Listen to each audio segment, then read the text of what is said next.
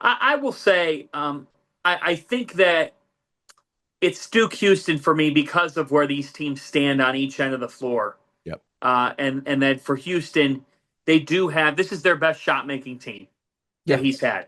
I agree. Because they don't rely on one or two. They really have three guys. Emmanuel Sharp on Sunday afternoon when the game got to 10, he hits back to back dagger triples. Huge. LJ Cryer's got to play his A game, maybe an A+ game. Yes. That we just haven't seen in this tournament anybody swarm Duke's backcourt and really make Tyrese Proctor, Sion James, and for that matter, Cooper Flag, because Cooper Flag's part of the backcourt because they haven't carried the ball up before sometimes. I don't know how you do it, but somebody's got to apply some pressure Yep. at some point. If there's one team that could do it defensively, you'd have to believe it's the best defensive team in college basketball, one of the best of all time. The reason why I don't say Auburn, Florida is because they've played each other. Right. I, Also, I have I also, have also evidence. true. Yeah. I have film of them playing. I know that when you know each other well, it could produce an even better game because these two coaches they know all each other's tricks.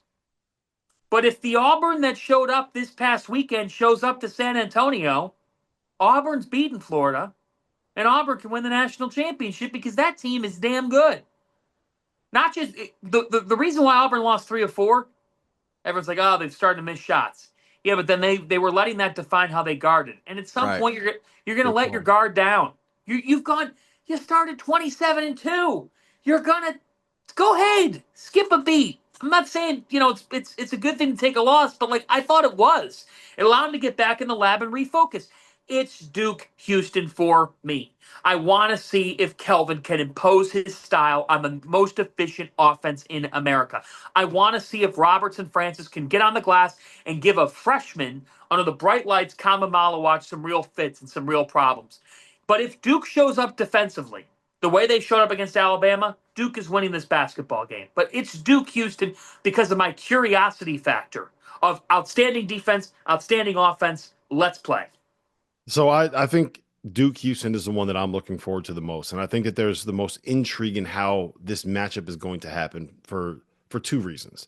One, uh, down the stretch, especially in the second half, the one thing Duke really did to Alabama was they hunted Mark Sears. Whoever Mark Sears was guarding, they Boy, went did they. after. Oof. Yeah. And whether it was putting him in a ball screen or having him run off of screens to try to get him into one of those like curl DHOs where you got Con Knipple coming off of Kama Malawach and he just throws that lob up to the top of the square and he dunks it. Like I think that they're going to do that to LJ Cryer over and over and over again. I think that they're going to say he's 6'1". Every one of our guards is 6'5" or taller. We're going to find who he's guarding and we're going to hunt him. And that is something that really worries me about this. The other part of it is, Tio, you could probably speak to this a little bit more God, than he me, got Mark Sears got abused. yeah. Abused. Sorry. And, Go ahead. He and sure did. I'm just worried about LJ Cryer dealing with that same thing. Um, the way Houston guards ball screens is relatively unique, where they trap it, they put two on the ball, they wedge you out wide, and then they pick somebody defensively that they're not going to guard, just have that person rotate over into the middle, and then they kind of switch out of it and they get put in rotation, and they're daring you to more or less make that pass across the court. And the way that Purdue was able to beat it was they set the screens a little bit closer to 3-point line. Braden Smith dragged them out a little bit farther. They created the space, and once they got Cam Heide on the floor instead of Caleb First, all of a sudden they had shooters everywhere, so that they were able to kind of spray the ball around. They did some like rescreening stuff, and where they would pull it out and then have Braden Smith come off the screen going the other direction. I think with the size that Duke has in their backcourt, they will be able to see over the top of a lot of those screens and make a lot of those cross court passes. And if you can take away what Houston does so effectively against ball screens, I think that's how you kind of beat this defense. That's what Purdue did in the second half. And I think that I don't know if this is a great matchup for Houston. I don't know if anyone's a great matchup for Duke, but I don't know if this is a great matchup for Houston because of those two aspects. And I'm worried about that. I don't know if you guys are too. First 5 minutes is huge because if Houston's missing early and Duke breaks down on a 10-2 run to open the game, Houston's not climbing. They can't climb out of a hole. Duke's defense is too good. Duke's too overwhelming. They have the best player on the floor. You have to come out and blitz them. You got to make a Yes. statement early. You got to punch. By the way, I I really like the Alamo Dome. It's a lot of fun. It's been great Final Four city and site. I'm here to say I don't think I'm really looking forward to the atmospheres because Houston people, it's not like this top 3 or 5 fan base, but you put a Final Four in the state of Texas and allow them to all drive. Auburn people are going to come out. Florida people are going to come out. Yep. But the Duke fans the Duke is a national brand. The Duke Houston crowd, woo! Yeah.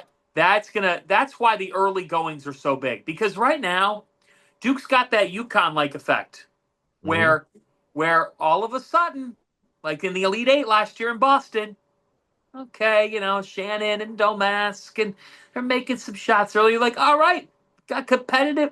10-0, 15-0, Yeah. 22-0, 30-0. I'm not saying there's a 30-0 run, but Duke just went on a 13-0 run on Alabama. Yeah. They can go on that run, T.O., and if they go on that run against Houston, say goodnight, sweetheart. Yeah. I want to make a quick point too, because a lot of people are like, well, how come these guys have great college careers and how come like they don't really pan out in the NBA? I think the best way to explain that right there is what Duke was able to do to Mark Sears. And Mark Sears has had a tremendous college career. Not a good, not a great, a freaking tremendous college career. He went up against surefire NBA long-term players.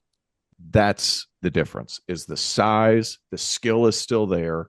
And just to be overwhelmed like that, you know, they were matchup hunting in college. You don't think they'll be matchup hunting in the NBA?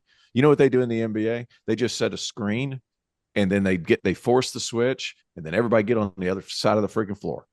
And that's it. That's what they do in the NBA. And that's why, people are like, well, why don't these guys survive? Because you just get picked apart. The players in the NBA are so good and that size is so different. That's the prerequisite to everything else. Now, I think Walter Clayton's going to have a shot because he does a couple of things really, really well. But as long as you don't have a certain amount of size, you have to be top 3 in the world at something. And that was a perfect example of why it doesn't work at the next level for a lot of these great college players. Mm-hmm.